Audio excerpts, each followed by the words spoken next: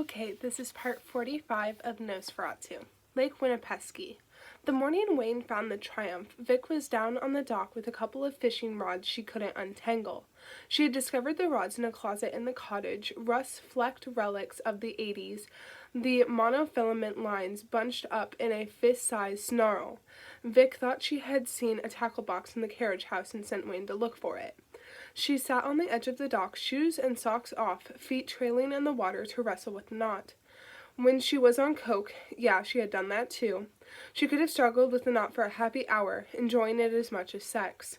She would have played that knot like Smash, hammering out a guitar solo.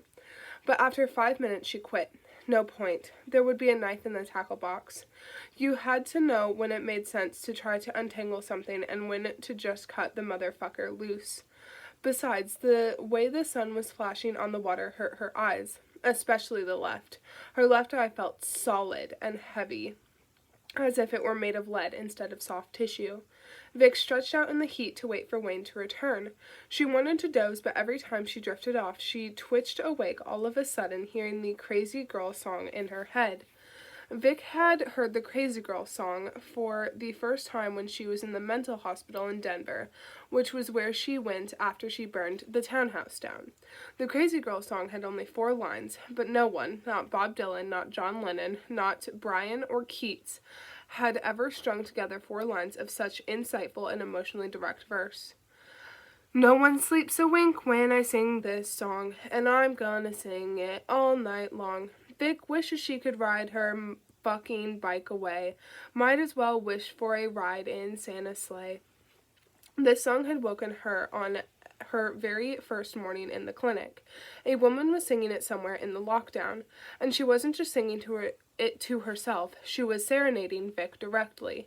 The Crazy Girl screamed, shouted her song 3 or 4 times a night, usually just when Vic was drifting off to sleep. Sometimes the Crazy Girl got to laughing so hard she couldn't carry the tune all the way through to the end. Vic did some screaming too. She screamed for someone to shut that cunt. I'm a woman. It's in the book. C-U-N-T. Up. Other people yelled. The whole ward would get to yelling, everyone screaming to be quiet, to let them sleep, to make it stop. Vic screamed herself hoarse until the orderlies came in to hold her down and put the needle in her arm. In the day, Vic angrily searched the faces of the other patients looking for signs of guilt and exhaustion, but all of them looked guilty and exhausted. In group therapy sessions, she listened intently to the others, thinking the midnight singer would give herself away by having a hoarse voice, but they all sounded hoarse, from the difficult nights, the bad coffee, the cigarettes. Eventually, the evening came when Vic stopped hearing from the Crazy Girl with her crazy song. She thought they had moved her to another wing, finally showing some consideration for the other patients.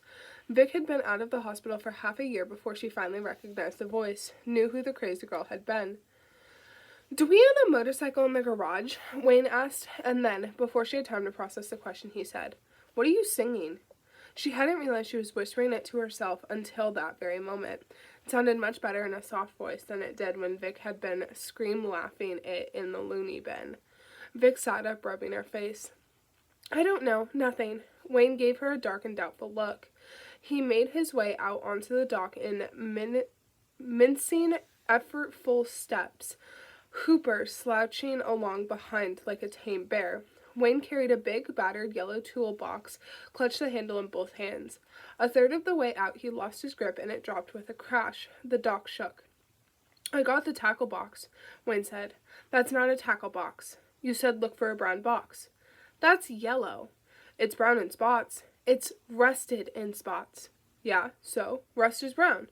He unbuckled the toolbox, pushed back the lid, frowned at the contents. "Easy mistake," she said. "Is this maybe for fishing?" he asked and pulled out a curious instrument. It looked like the blade of a dull miniature scythe, small enough to fit in his palm. It's shaped like a hook. Vic knew what it was, although it had been years since she'd seen one. Then she registered at last what Wayne had said when he first walked out onto the dock. "Let me see that box," Vic said. She turned it around to stare at in it. She turned it around to stare in at a collection of flat, rusted wrenches, an air pressure gauge, and an old key with a rectangular head, the words Triumph stamped into it. "Where'd you find this?"